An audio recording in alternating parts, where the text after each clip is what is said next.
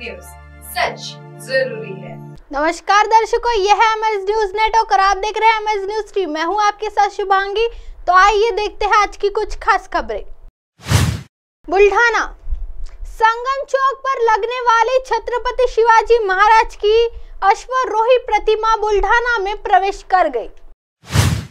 शिव स्मारक समिति के माध्यम से बुल्ढाना शहर के संगम चौक पर हिंदू स्वराज्य के संस्थापक छत्रपति शिवाजी महाराज की 51 फुट ऊंची 5 टन पंचधातु घुड़सवारी की प्रतिमा स्थापित की जा रही है। आज बुल्ढाना में स्पेयर पार्ट्स पहुंचे शिव प्रेमियों ने खुशी जाहिर की। विधायक संजय गायकवाड़ ने शहर के संगम चौक पर छत्रपति शिवाजी महाराज की अश्वारोही प्रतिमा का पूजन किया। सामग्री भी आने वाली है कि ढोल वादक मामले है। 24 घंटे में आने वाली 1 करोड़ रुपए की लाइटिंग भी होने जा रही है। इस स्मारक पर स्थापित किया गया है और वही काम अंतिम चरण में है। यह शिव स्मारक अगस्त के अंत तक पूरा होने जा रहा है। संजय गायकवाड़ ने बताया कि गृह मंत्री अमित शाह, केंद्रीय मंत्री नितिन गडकरी, उत्तर प्रदेश के मुख्यमंत्री योगी आदित्यनाथ, मुख्यमंत्री एकनाथ शिंदे और उप मुख्यमंत्री देवेंद्र फडणवीस सितंबर के महीने में उद्घाटन के लिए बुल्ढाणा आएंगे। बुलढाणा शहरामध्ये शिवस्मारक समितीने छत्रपती शिवाजी महाराजांचा 25 फुटाचा सध्याच्या स्थितीमध्ये भारतातला सर्वात उंच असा पुतळा बांधण्याचा निर्णय घेतला। गेल्या 7 वर्षापासून बुलढाणेकर या स्मारकाच्या आणि शिवरायांच्या पुतळ्याच्या उभारणीच्या प्रतीक्षेमध्ये होते, पण आज या ठिकाणी शिवरायांच्या पुतळ्याचे पाठ या ठिकाणी आल्यानंतर आता पुतळा दृष्टिक्षेपात बुलढाणेकरांच्या या ठिकाणी येतोय। जवळपास सोमवारपासून या पुतळ्याचं हे काम या ठिकाणी चालू होणार आहे आणि महिन्याभरामध्ये संपूर्ण 100% पुतळा हा त्या ठिकाणी आपल्याला सगळ्याला बघायला मिळणार आहे। त्याची रचना त्या ठिकाणी होणार आहे। त्याचबरोबरीनं या ठिकाणचे जेवढे मावळे आहेत, हत्ती आहेत, त्या तोफा आहेत, ढोलकरी मावळे आहेत, याचं देखील साहित्य सगळे या ठिकाणी येऊन पोहोचलेलं आहे आणि 1 कोटी रुपयाची याची जी लाइटिंग आहे, जी 12 महिने आपण 365 दिवस वेगळी ठरवतो, त्या लाइटिंगचं देखील काम अंतिम टप्प्यामध्ये आहे। फार तर ऑगस्टच्या एंडपर्यंत हे सगळे स्मारक, शिवरायांच्या स्मारकासह इतर सगळी स्मारकं ही बुलढाणा शहरामध्ये सुसज्ज होतील।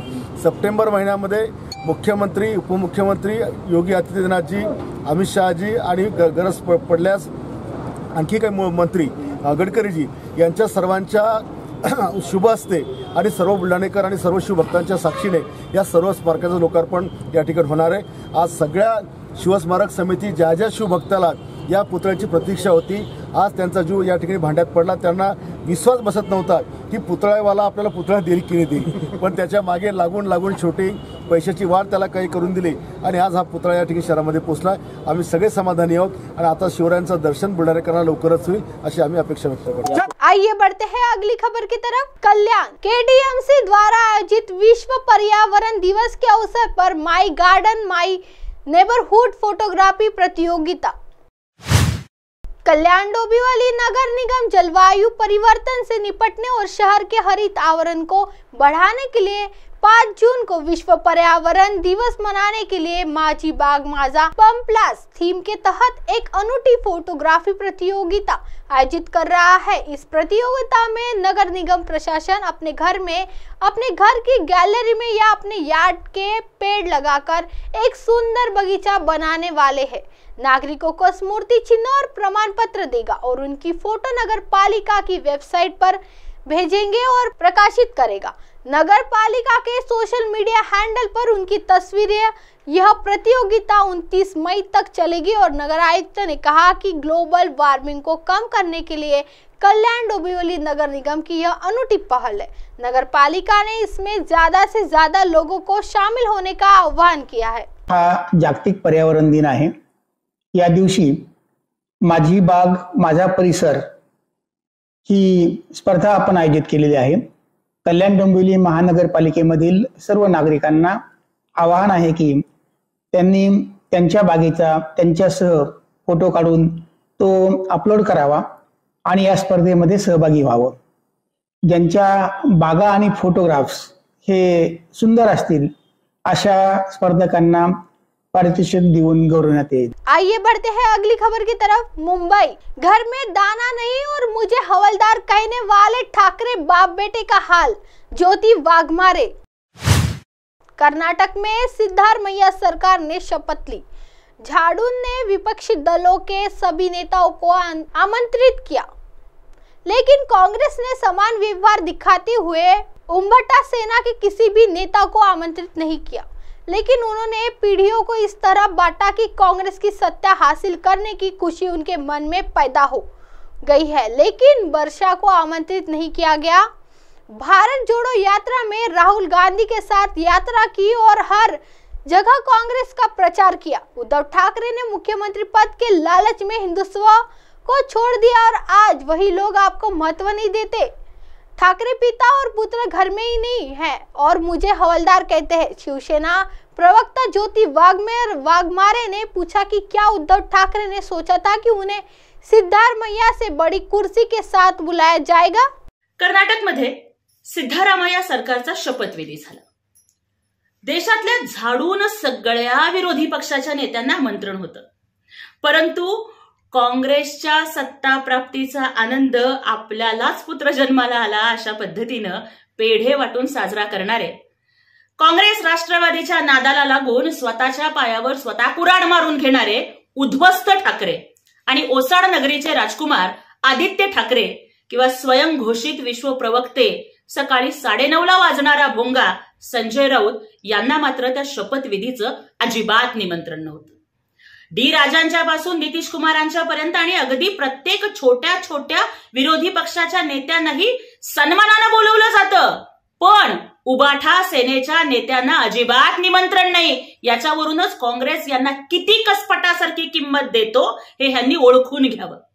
कर्नाटकमध्ये सत्ता मिळाली काँग्रेसला, परंतु त्या सत्ता प्राप्तीचं पेढे वाटून आनंद ह्यांनी साजरा केला। भारत जोडो यात्रेमध्ये तर ओसाड नगरीचे राजकुमार आदित्य ठाकरे राहुल गांधींच्या बरोबर फिरले।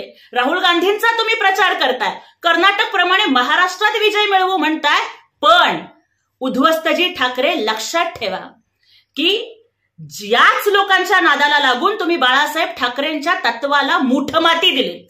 हिंदू हृदय सम्राट बाळासाहेब ठाकरे हे सत्तेला तुच्छ मानायचे, पण तुम्ही मात्र मुख्यमंत्री पदाच्या मोहामध्ये हिंदुत्व सोडलं आणि आज हेच लोक तुम्हाला काडीचीही किंमत देत नाहीत। गाढव पण गेलं आणि ब्रह्मचर्य पण गेलं अशी तुमची अवस्था झालेली आहे। तुम्हाला काय वाटलं होतं की आपण भले खूप काँग्रेसचं कौतुक केलं तर काँग्रेसचे लोक सिद्धारामय्यांच्या पेक्षा सुद्धा मोठी खुर्ची देऊन आपल्याला शपथविधीला बोलवतील असा तुमचा भ्रम होता का? अहो, ज्या माणसाला स्वतःचं घर सांभाळता आलं नाही, ज्याला जीवाला जीव देणारे, तुमच्यासाठी प्राणपणाला लावणारे 40 आमदार सहकारी तुम्हाला सोडून जातात, आज उद्ध्वस्त ठाकरे आणि आदित्य ठाकरे तुमची अवस्था ही घरात नाही दाना पण मला हवालदार म्हणा अशी झालेली है।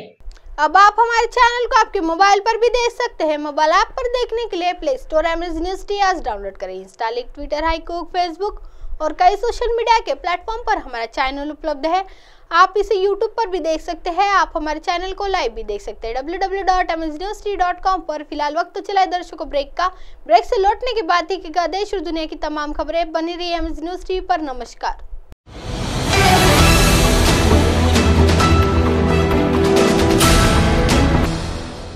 ये है MNS न्यूज नेटवर्क और आप देख रहे हैं MNS न्यूज।